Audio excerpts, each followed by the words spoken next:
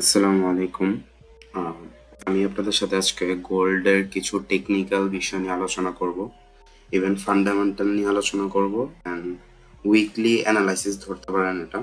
মোটামুটি আমরা weekly gold কি হতে পারে না হতে পারে ওই সব ব্যাপার নিয়ে আজকে কথা বলবো।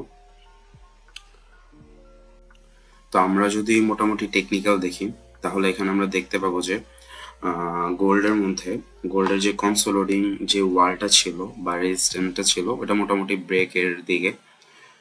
কারণ কি, মার্কেট এখানে যে ট্রেন্ড লাইনটা ছিল ওই ট্রেন্ড লাইনটা ব্রেক করে দিছে। ইভেন রিসেন্ট যে রেজিস্ট্যান্স ছিল ওটাও ব্রেক করে দিছে মার্কেট। অ্যান্ড আমরা দেখতে পাচ্ছি এখানে যে ডাউন সাইডে যে ট্রেন্ড লাইনটা, এই ট্রেন্ড লাইনটা এটাও মোটামুটি মার্কেট ফলো করতেছে অ্যান্ড এখান থেকে আমি মোটামুটি অনেকগুলো ট্রেড এক্সিকিউট করছি। আমি আপনাদেরকে ওইগুলা সাইডে শো করে দিব একটা সুযোগ করে। এখানে আপনারা দেখতে পারবেন স্ক্রিনশট। তো যে কথা বলতেছি, মোটামুটি মার্কেট এখান থেকে যখন ব্রেকআউটটা দিছে, এখন এখানে ডিএমসি ডাম্প মানি কনসেপ্ট, যারা ডাম্প মানি আছে তারা ভাবতেছে মার্কেট ব্রেকআউট দিয়ে দিচ্ছে, মার্কেট এখান থেকে অনেকটা উপরে চলে যাবে।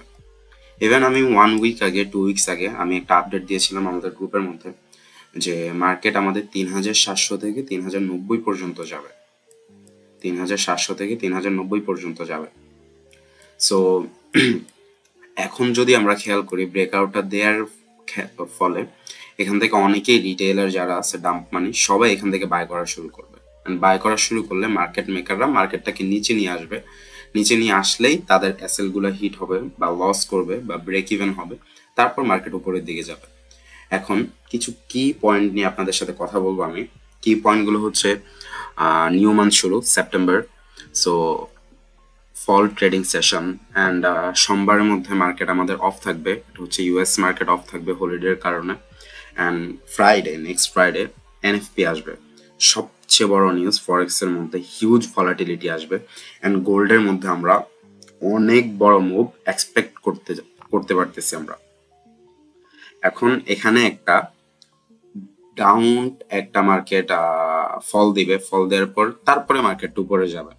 And different asset, gold, BTC, crypto, ডিএক্সওয়াই সবগুলো ট্রেন্ড ধরবে। And what is trend? ধরেন আমরা যেমন দেখতে পাচ্ছি কনসোলিডিং জোন। ধরুন কথার কথা, আমি যদি এখান থেকে 4 আওয়ার টাইম ফ্রেমে যাই, দেখতে পাচ্ছি যে এখান থেকে একটা কনসোলিডিং জোন আছে। So it's not trend.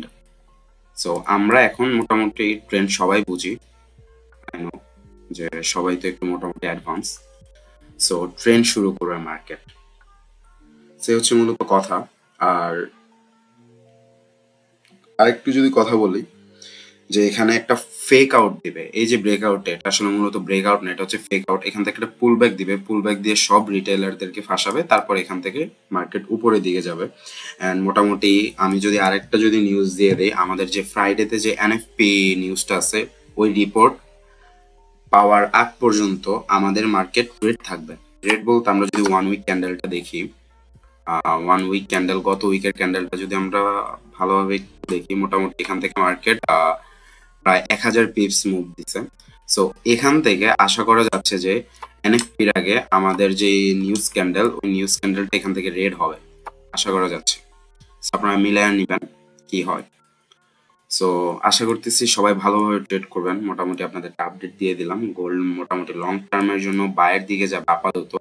So সবাই যারা ইনভেস্ট করতে যাচ্ছেন বা মোটামুটি ট্রেড করতে যাচ্ছেন, বেশিরভাগ বায়ের দিকে ফোকাস রাখবেন। 3700 থেকে 3090 পর্যন্ত গোল্ডের টার্গেট। সো আশা করি সবাই দোয়া করবেন, ভালো থাকবেন। ছোট্ট একটা আপডেট দিলাম, বেশি বড় না, ছোট্ট একটা আপডেট, অ্যান্ড খুবই কম সময় আপনাদের সাথে কথা বললাম।